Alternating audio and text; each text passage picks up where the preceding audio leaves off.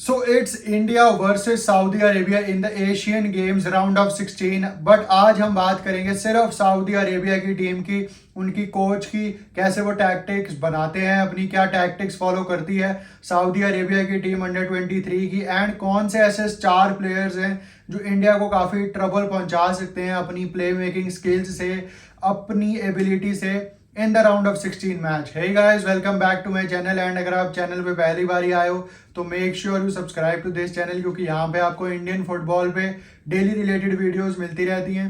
So make sure you subscribe यार। So it's India versus Saudi Arabia. हम सबको पता है 28 को हमारा मैच है राउंड ऑफ 16 का। After 13 long years we will be in the round of 16 knockout matches of Asian Games. But आज हम बात करेंगे सऊदी अरेबिया की, जिसमें सबसे पहले मैं बात करना चाहूँगा इनके कोच की, क्योंकि मेरे को जो सबसे बढ़िया चीज़ लगी वो इनकी कोचिंग में ही है सऊदी अरेबिया के।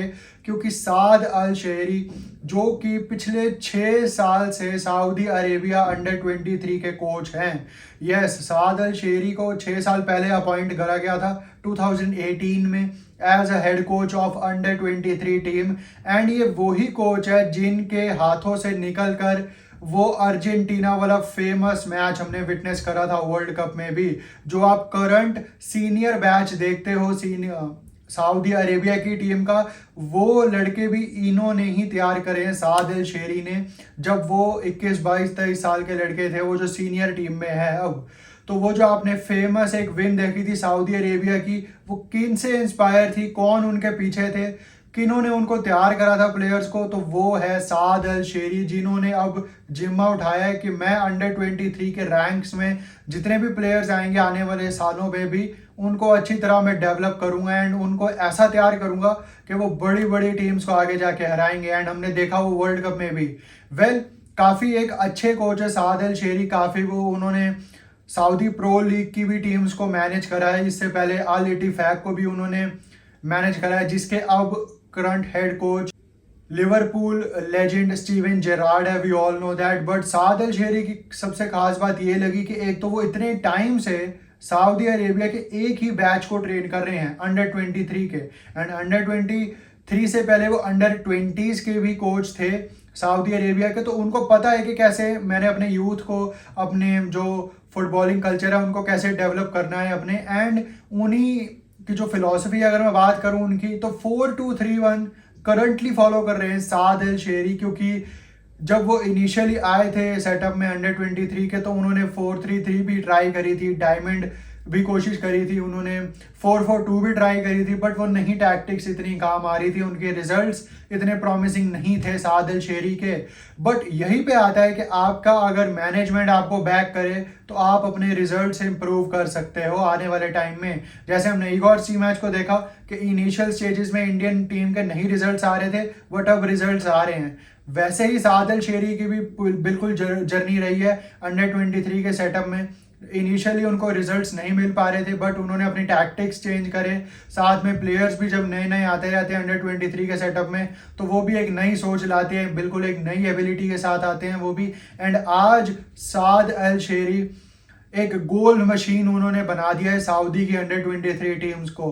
क्योंकि अगर आप पिछले 10 मैच देखो अंडर 23 के टीम के सऊदी के, तो उन्होंने पिछले 10 में से 6 मैचों में 3 गोल्स मारे हैं। एंड एक मैच में तो उन्होंने 6 गोल्स भी मारे हैं। तो इससे पता चलता है कि कितनी ज़्यादा क्लिनिकल उन्होंने ये टीम बना दी है सऊदी अंडर 23 की, जो कि बड़ी बड़ी एशियन टीम्स को हराती है। एंड पिछले 10 में से सिर्फ 2 ही मैचेस हारी है साद अल शेरी की अंडर 23 सऊदी की टीम।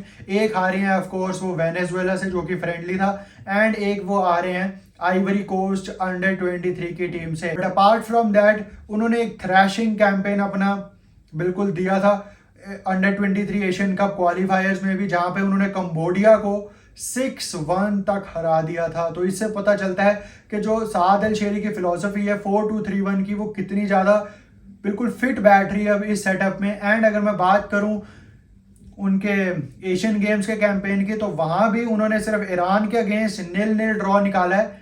बाकी जो दोनों टीम्स है उनके अगेंस्ट उन्होंने 3 गोल्स मारे हैं। तो जिससे पता चलता है कि क्लिनिकलिटी तो है ही, बट एक अच्छा सुदृढ़ डिफेंस भी बनाया है साद अल शेरी ने एज टाइम प्रीवेल्स, क्योंकि अगर आप इनिशियल स्टेजेस देखो साद अल शेरी की, जब वो आए थे सऊदी की टीम में तो काफ़ी गोल्स भी मारती थी उनके अगेंस्ट टीम्स।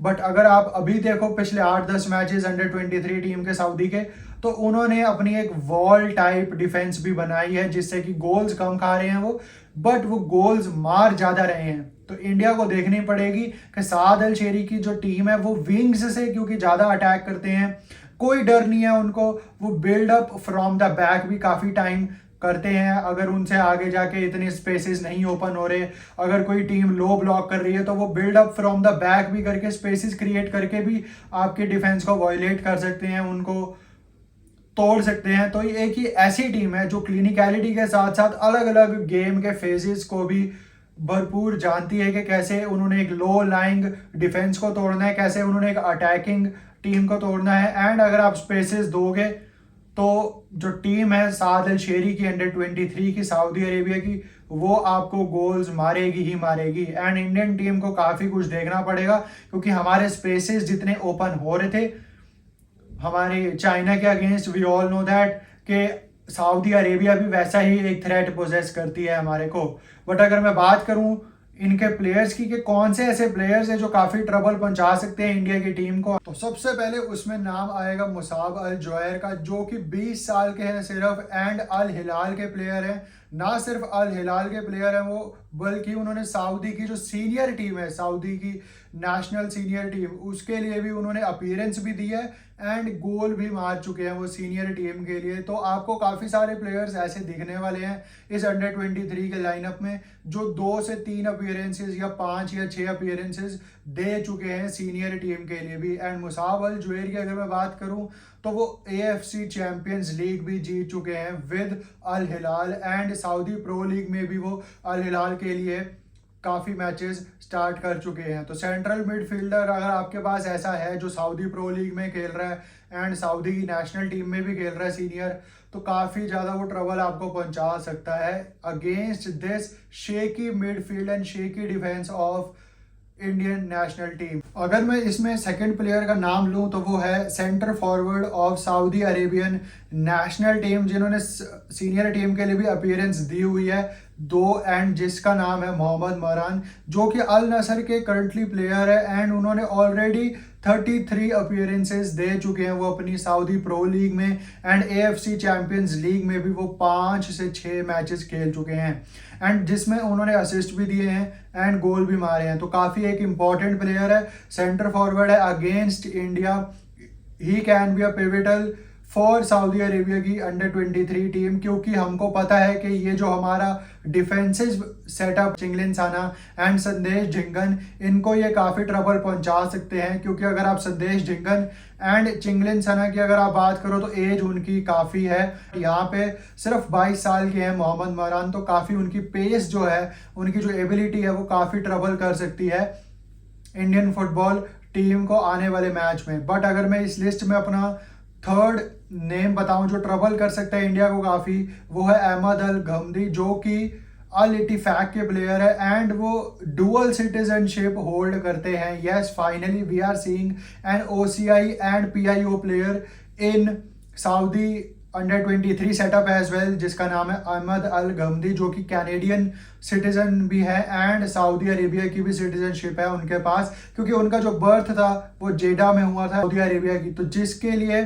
अगर बात करूं मैं तो मिडफील्डर हैं वो भी, एंड कनाडा की भी वो 2 से 3 अच्छे क्लब्स के लिए खेल चुके हैं। And right now he is also playing with under 23 of Saudi Arabia. And एक और ऐसा मिडफील्डर जो काफ़ी ट्रबल पहुंचा सकता है हमारे को। तो ये तो कुछ ऐसे प्लेयर्स हुए जो काफ़ी ट्रबल पहुंचा सकते हैं इंडियन टीम को इन द राउंड ऑफ 16। बट और भी काफ़ी सारे प्लेयर्स हैं जो अलग अलग क्लब्स में खेलते हैं सऊदी प्रो लीग में, एंड काफ़ी अच्छी तरीके से उनकी डेवलपमेंट हो रही है। बट यहाँ पे हमारे को ये ध्यान देना है कि कोई भी प्लेयर सीनियर नहीं इंक्लूड करा गया है इस लाइनअप में।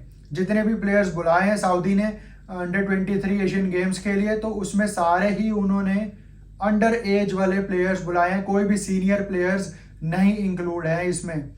तो देखते हैं कि कैसे सऊदी अरेबिया हमको ट्रबल करती है एंड क्या इंडिया कोप अप कर पाती है इतने ज़्यादा प्रेशर वाले मैच में, इतने ज़्यादा हाई इंटेंसिटी वाली गेम में कैसे कोप अप करते हैं वो pressure. Do let me know your predictions in the comment section कि आप क्या देखते हो, क्या इंडिया एक अपसेट कर सकती है या फिर एक ये आसान सी विक्ट्री होगी सऊदी अरेबिया के लिए। क्योंकि अगर हम सऊदी अरेबिया से जीत जाते हैं तो हमारा जो क्वार्टर फाइनल होगा वो कंपैरेटिवली इजी होगा as compare to our round of 16 fixture, क्योंकि जो बड़ी टीम्स हैं वो ऑलरेडी राउंड ऑफ 16 में आपस में कम्पीट कर रही हैं। इसके बाद 2 से 3 ही टीम्स बच जाएंगी क्वार्टर फाइनल में जो बड़ी हैं। तो अगर हम कुछ करके राउंड ऑफ 16 के आगे चले जाएं तो it will be an easy task for Indian team to win quarter final, क्योंकि इतनी बड़ी टीम्स फिर टूर्नामेंट में रह नहीं जाती हैं। तो यही थी आज की वीडियो। अगर आपको पसंद आई हो तो लाइक शेयर एंड सब्सक्राइब जरूर कर देना। Till then